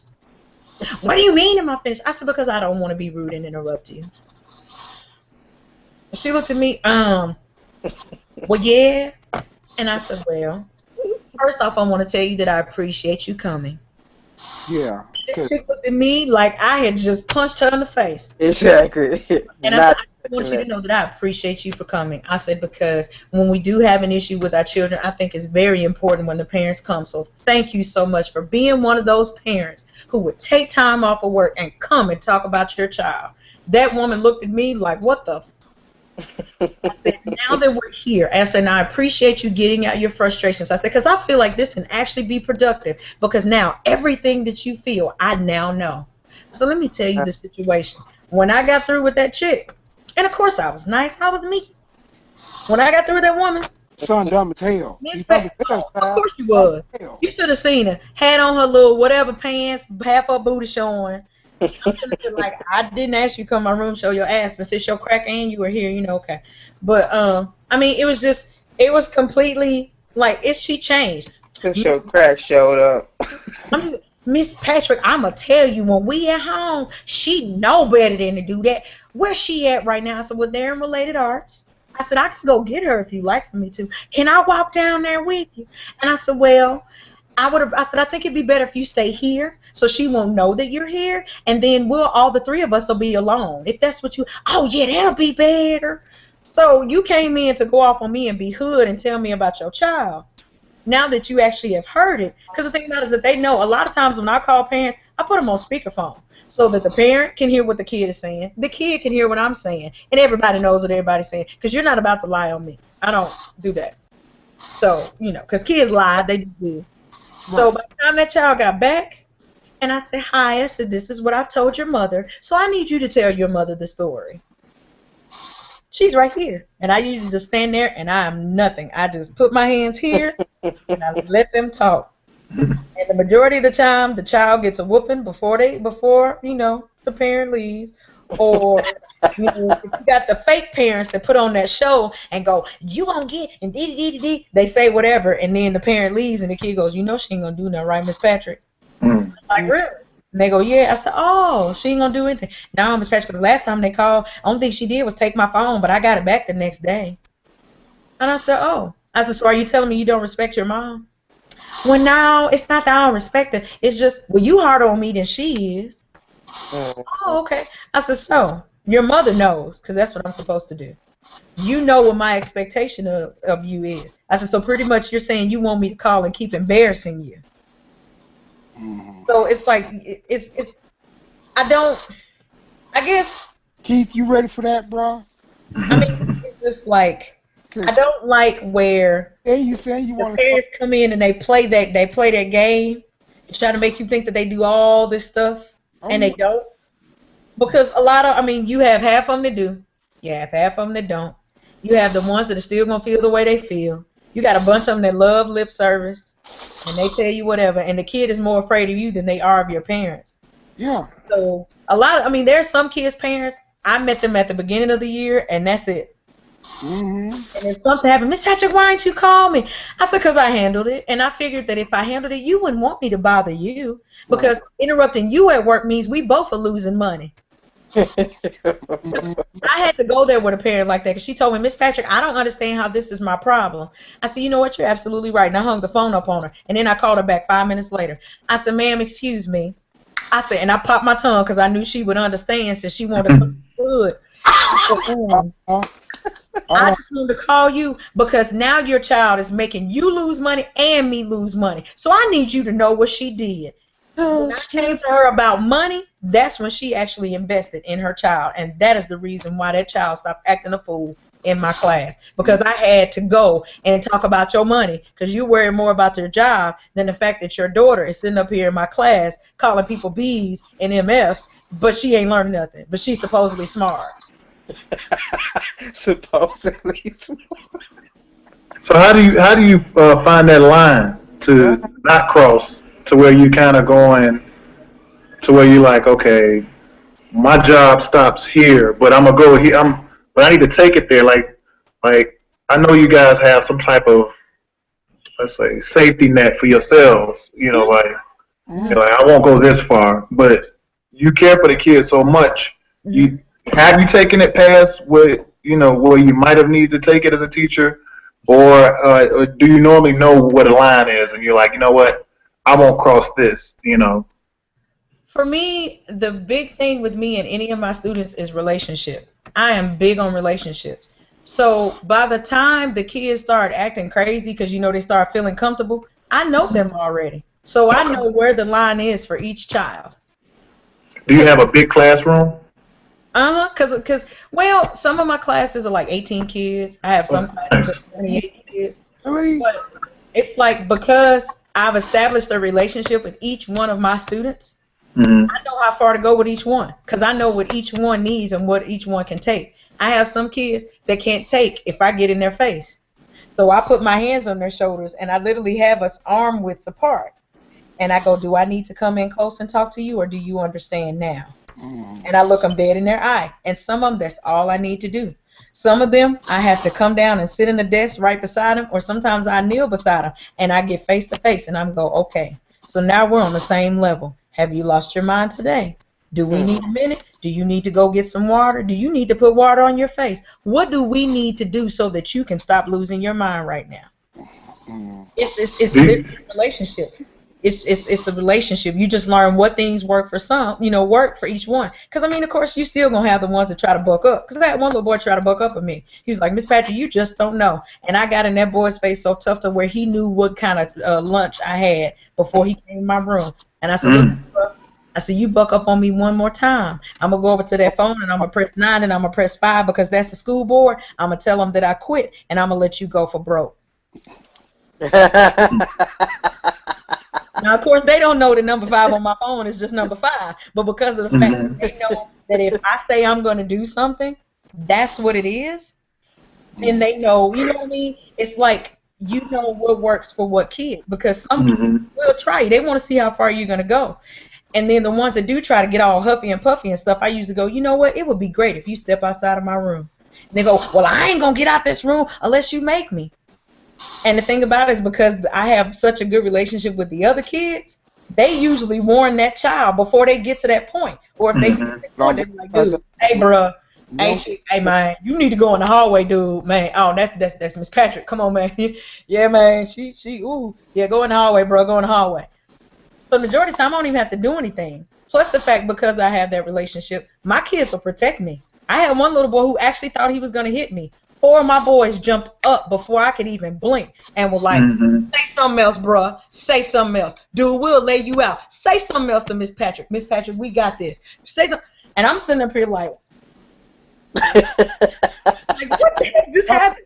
But when man, I'm telling you, they were my barriers, dude. They were like, say something else. One dude was like, you say one more. I said, don't you curse, baby. We don't say that. Miss Patrick, I mean, like literally, they were just like, you gonna sit down or we gonna put you down? Because you're not gonna talk to Miss Patrick like that. I mean, it's really relationship, because when your kids truly see that you're invested, because all of my kids, even the ones that be like, Miss Patrick, I don't like you. I said, I don't like you either, but I love you all day long. I really do. I said, so really you don't have to like me. I said, because I'm not here to be liked. I said, I'm not here to be a friend. I don't care if you think I'm cute, I'm ugly, I'm fat, I'm skinny. I really don't care how you feel about me.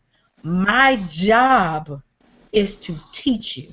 And that's what I'm going to do to the very best of my abilities, because I am so capable and I'm able to and I'm going to. Now, whether you're receptive to it or not, because I make sure I use vocabulary in that mug. I need them to learn how to talk. Whether you're receptive to it or not determines what you're going to get from me. So if you want to have a vernacular like Dr. Patrick, you're going to stay in my class and you're going to be overwhelmed with so many things. But if you choose to keep doing what you're doing, bruh, you can step outside and everybody else is going to know more than what you know. But you're not going to disrupt us. So it's your decision. And then I go ahead with the rest of my class. Dang. Yeah, I don't play that stuff. I just don't. You shouldn't. You shouldn't have to. Exactly. I mean, it's a I love you all the time, but I don't like you all the time. And I'll tell them.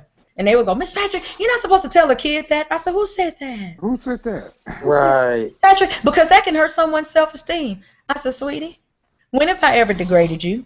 Have I ever called you stupid? Do I call you dumb? And the thing about it is that all of them say, no, you've taught us what the definition, what the differences are between ignorant, stupid, and dumb. So since we all know that, why would I call you something that you already understand what it means, right? We might need to get this. This recording to other teachers, because you taking people to school right now. Absolutely. I'm just a different breed. I'll accept that. But I mean, West 10. That's what you call old school. Yes, Lord. Yes, Lord. She reminds me so much of my mother. It ain't even funny. I mean, seriously. My mother had no problem sparing the rod, but that was her last resort. Yeah. But it's still kids today that say, Miss Ready to play. She ain't play in her classroom. You ain't play around with her. You just didn't. You just didn't do that. And I love when people say that about me. That makes me feel great. I love, man, don't dismiss, man. Dr. Patrick don't play. I'm like, yes, I do. I know jokes. And they be like, you know what we talking about, Dr. Patrick? I'm like, I do. Because the thing about it is, I have no problem helping out a kid. I will do my best. I've given children money before. I've taken kids out to lunch. I've had kids that'll come in and help me put my classroom together. We go get pizza. We done been to the mall. We get stuff from Old Navy. I mean, when I'm in, I'm in. And I have no problem. You know, if we have an issue, the first thing I'll go is I actually will take that kid aside and we're away from everybody. What's really going on? What's really going on with you?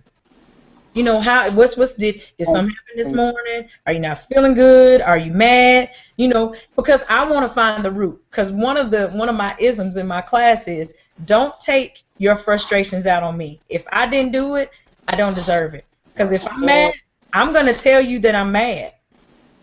And I go, guys, I'm upset about such and such. So I need a minute. I said, I need you guys to do the same thing to me. That's a big rule in my class. If you come in and you ticked off and you don't tell me what happened, and I'm talking to you and you all of a sudden get all, hot and stuff, oh, I'll kill that real quick. Because the first thing I go is, that's not mine. What you can do is step outside. I'll be with you in a moment. Right. And I keep doing what I'm doing, and I get everybody in a good place to where I can step out, and I'll go up to the kid. I'm like, have you taken a deep breath yet? What do you mean? No, have you taken a deep breath yet? Are you okay? Oh, you're not? Okay. Then I need you to just be silent and listen to me for a second. I need you to think about what happened before you came in here. And whatever that thing is, when you open your eyes, I need you to tell me if A, Miss Patrick, I want to talk to you about it, this is what happened, or B, Miss Patrick, I don't want to talk about it. I said, I need you to respond one of those two ways, because if you say anything else, I'm going back in the room and I'm going to give you some more time, because obviously you're not ready to talk to me. Right. Dope. And I do that, and the majority of the time they go, Miss Patrick and Miss Johnson class, or Miss such and such, and you don't know what he said, or my mom and I got in a fight this morning, and I'm like, y'all did? And they'll go, yeah, and I'm like, okay, let's do this. Lunch is at such and such. I don't know what happened. Do you want to talk about it, or do you just kind of feeling it? And sometimes they'll go, Miss Patrick, I want to talk about it. Other times they'll go, no, I don't really want to talk about it. And the ones that say they don't want to talk about it, I said, then this is what I need you to do for me. Remember that I didn't do it. Remember that I love you. Okay? And they're saying, no, look at me. I love you. You know that, right? Be that outside the door, and you come in here. Yeah. We'll talk about it later on. Mm-hmm. Yeah. And I'll just, and then, because, some of them don't want to talk because, it was too bad or it may be too extreme. And I go, okay, how does Miss Patrick feel about you? You love me. I do. Do I want you here? Yes, ma'am. Okay, this is what I want you to do for me. You ready? You ready to hear me? And they'll go, yes, ma'am. I want you to go get a drink of water. I want you to go to the bathroom. If you just need to sit on the toilet and sit, if you need to stand in the stall and stand, take my pass. You have 5 minutes to just breathe and get as much of it off of you as you can. Because when you come back in my room, I need you to be ready to be successful. Can you do that for me? You mind doing that for me? Mm-hmm. And usually I don't have an issue. The ones where it's a big problem where I can't, I say, you know what we're going to do? I need you to come back in the room. I need you to let me do this for about 30 minutes. And when we get ready to start on our homework, I'm going to give you the pass to go talk to guidance. Because this is bigger than what we can handle. And I know you need to talk to somebody. Can we do that? I try to get a solution before we go back. Wow. It's going to infect your classroom. And then everybody's going to have an attitude. And don't nobody know why they mad. But you got 28 7th graders ticked off. And I'm trying to calm down 28 7th graders. Mm-hmm. Dr. Patrick. Girl, you gonna make me cry. You gonna make me cry because I'm telling you, if there were more people involved in our children's lives like you, we wouldn't even need to have this damn conversation. Do you hear me? Right. Man. I agree. But I love my kids though. I really do. That's obvious, baby girl. Yeah. That's coming through loud and clear. It is. Dr. Patrick, I gotta go. I have somewhere to go be at 9:30 Chicago time. So go play we do this thing called Jerry Springer moment, where we end with a thought. So of course we want you to go last. I love to hear your thought. I'll start it off if you don't mind. I first like to thank you for coming on to this show. And for having first, me. well, I'm sorry. First, I'd like to congratulate you on becoming Dr. Patrick. And everything you endured, and you listened to the Lord, and whatever you said happened the way you did it, I would like to congratulate you on that for silencing for obeying, I guess the higher power that you follow, and to become a doctor. I mean, that alone, like when Keith put up the promo of the show, I seen you in your cap and gown and that smile. Right? So I didn't know what to expect, but the smile, and this is not, no offense, the smile was beautiful. It was of something else. And, so like you were just really happy. But you coming on this show explaining your job, your love for these kids, the patience you have, the patience that you have that I get from you, you know what I'm saying? The control that you have of yourself first. and then the control that you have of your kids, and then how that's reciprocated back, where they're willing to fight for you. They're willing to, help you. Like, hey, look, cool out. Dr. Patrick don't play that. They know your boiling points. It's a testament to you. And like Keith said, we really need teachers like you, and I appreciate you, sharing this with us. Because when I look in your eyes as we were doing this show, the way you're talking, I mean, you had no chill. I mean, that's not that's not a diss. The smile, your eyes, you focus. So I wish you nothing but the best. You're gonna have to be the bad guy. It's not gonna be easy because you got to deal with parents, you got to deal with money, you got to deal with the red tape, the red and yellow tape. And I wish you so much luck. And definitely, deal with the mentorship, networking with other principals. Do that thing you did with, learning the good and bad things, adding and deducting. I really am proud of you. I know I've seen you on campus. I know that for sure. Your face looks familiar. Yeah, yours does too. But we've never like had a conversation ever, and I'm very impressed. And I'm glad you're a Tennessee State graduate. I'm glad that Keith put you on the show. I'm glad that George can relate to you. Sean can relate to you. I like the back and forth. Where you came on with Sean. I'm gonna finish soon. I need to get off your nutsack, Paul. But I like the back and forth you and Sean had, where you work in a public school, he work in a charter school, but you guys can come together to say, hey, we see these differences. Where George can say, hey, my mom did this, man, and she sees it this way. Where Keith can say, hey, I see it this way. This girl is this, that, and the third. You know what I'm saying? Like how we can all come together, man. So I really, really enjoyed this show. Appreciate the information. I think you definitely need to come back, hopefully one day, because we can go even deeper. This is our probably 5th time talking about this directly or indirectly, and it's never over. So, I mean, keep that spirit you got. You're going to need it because this shit ain't easy. You dealing with, you are future. You know what I'm saying? Now, I would like, when we do talk next, I want to talk about how technology plays into this, how you dealing with women, black women, or even white women, how you dealing with a sexist country, patriarchal country. Like, we can go in all day. So hopefully you'll grace us with your presence again.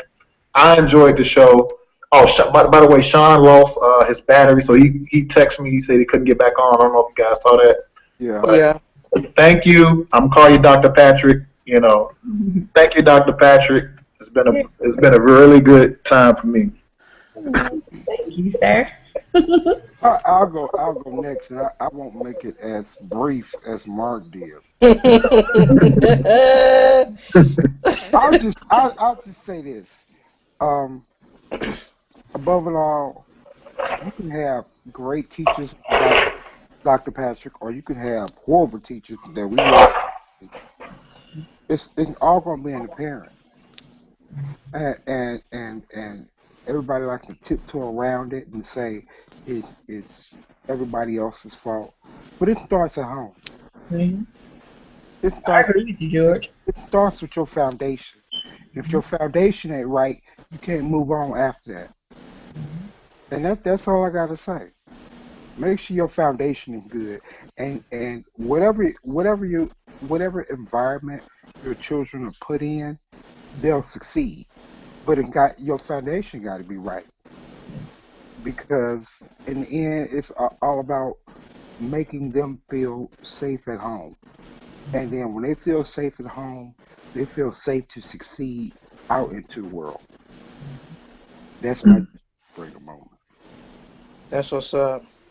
My Jerry Springer moment, man, is kind of twofold, and it actually references back to two things that Dr. Home team, as I call her, Dr. Home team alluded to earlier.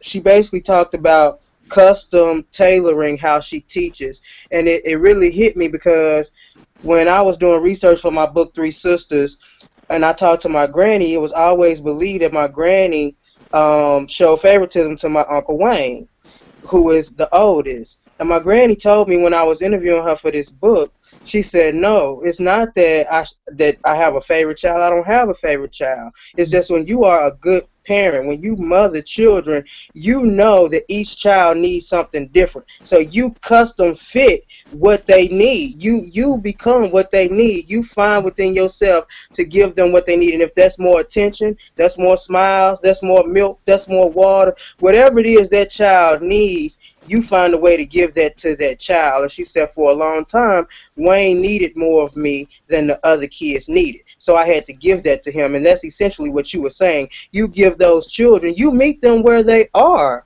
You meet them exactly where they are, and you bring them up. If they hear you, bring them where they need to be. And that's awesome. And then the second part of it is, I really loved when you talked about your journey to where you are now. What you thought you were going to do when you got to Tennessee State as opposed to what actually has occurred in your life. I say that because what you were doing where you was being still and you were being quiet and listening to the voice of the Spirit, and you were paying attention to your life. You were paying attention to your life. And that's critical because you will fail out here if you don't take the time to see, well, why did this happen? Why did I fail this class so miserably? And I thought this was what I came here to do. You took the time to figure out why certain things happen and then say, well, if this ain't what I'm supposed to be doing, what am I supposed to be doing? And you took the time, and I'm going to tell you where that comes from. Ain't nobody in no classroom taught you that. That came from home. That came from being in church early on. Because let me tell you something, your first school should be church to me. Your first school should be home and church because that's where you get a lot of basic foundational things. George talked about foundation. I'm huge on foundation. My grandma always said, if you ain't got no strong foundation, you ain't got shit. If you ain't got no foundation, you ain't got shit. I'm going to say it again. If you ain't got no foundation, you ain't got shit.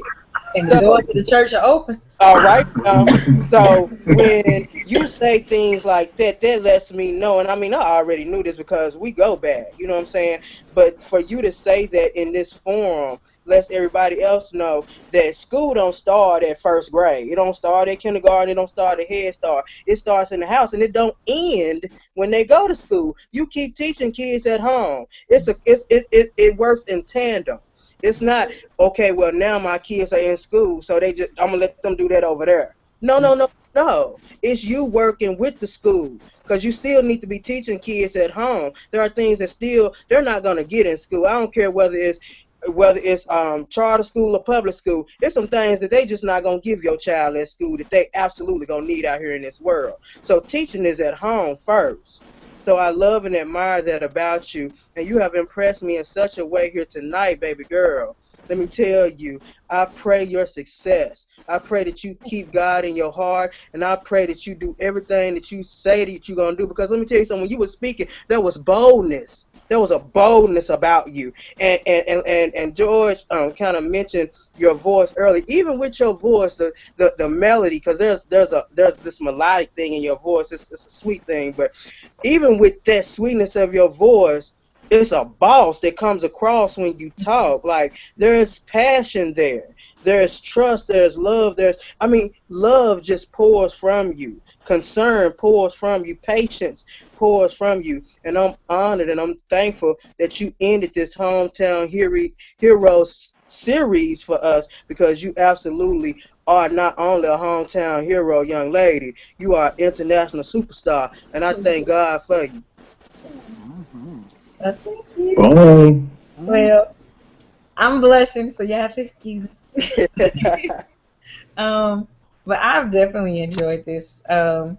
When Keith first came to me about it, um, and when you first started posting about it at the very beginning, I was like, oh, I was very intrigued because I'm like, wait a minute, Keith doesn't have step on stuff, so I knew that it had to be something that had substance, that had meat to it. So that was really cool. And then when you asked me to be in on, I was like, nobody. just, I'm Chris. I ain't nobody. But the I've definitely enjoyed it. And when it comes to education, um, when it comes to my students, I am I'm definitely passionate. There are times that I do lose my cool because I'm not always cool, calm, and collected. And those times I don't like them, but sometimes they're necessary. Um, I'm very reflective, so it's like sometimes I reflect 2 or 3 times a day. Sometimes it may be a couple days. Um, but it's just I feel like that everything that I do, everything that I say, when I'm with my students, when I think about my students, that is impacting them somehow. So it's like my overall mission in life is to make my kids feel safe. Um, is to give them as much knowledge and wisdom as I can. Um, but also whether they believe or not, for them to see something in me that lets them know that whatever it is, wherever level I'm at, wherever I'm living, whoever I'm being brought up by, that I can do something, that I matter. And when one of you was talking about kids feeling safe at home, a lot of times my kids, I found that they don't feel safe at home. So my goal is to make them feel safe with me. Because I feel like in your life, you need to feel somewhere, you need to feel Safe somewhere. somebody who's safe. Everybody need a safe place. Right. Absolutely. So for me, the biggest thing is I want you to be a good person. I want you to be a person who, because I mean, I even fuss at my kids if they start doing their little burning stuff. I said, we don't burn in here. I said, because somebody is not going to feel like joking one day, and somebody's going to get upset, and then somebody's going to get mad, and all these things could escalate. And they'll go, Miss Patrick, that stuff couldn't happen. I said, yes, it can. I've seen it. It can. I said, because you can't tell me that all the time you're always wanting to joke, that you're always feeling like whatever. You don't. I said, your moods change, and sometimes they change within a second. You can be happy this second, and the next second you want to beat up somebody and punch a hole in the wall. So there is just things that some people may think are minute, that they may think are just, oh, that's just, you don't need to do that, whatever. I feel like there are so many things that seem small, but are so huge that the age level that I teach have to have. Even though they'll go, oh, Miss Patrick's saying it again. My thing is, if you know that I'm saying it again, that means it's sticking. If you can already tell by the way that I look or my tone is, that means it's stuck. And I just pray that it stays in that stuckness. So I guess my Jerry Springer moment is I pray every morning that whatever way it is that God wants to use me, that I stay open and available. So that whatever it is that that kid needs, be it a touch from me, a hug from me, something I say, whatever, that they get it. And that's just kind of how I want to be. When I retire, when I'm 65, well, 72, because I'm probably going to work till I fall over, I just pray that, I mean, because literally, I want to do it until God just tells me to sit my little brown behind down somewhere. And then I'll be an educational consultant, and I teach other folks how to do it, and I make some more money. Right. Right. That money. All right. I already got that plan. Plan after retirement. All right. I'm not truly going to retire. I'm just going to do something else that still involves education. That's good stuff. Well, Mark, I know you gotta go, man. And again, Dr. Krishenna M. Patrick, aka Dr. Home Team, we appreciate you, Mom, and we'll be looking forward to seeing you back on the panel. All right. And I appreciate you. Thank you so much. Thank you so much, Mark. Night, everybody. See ya. Great to meet y'all.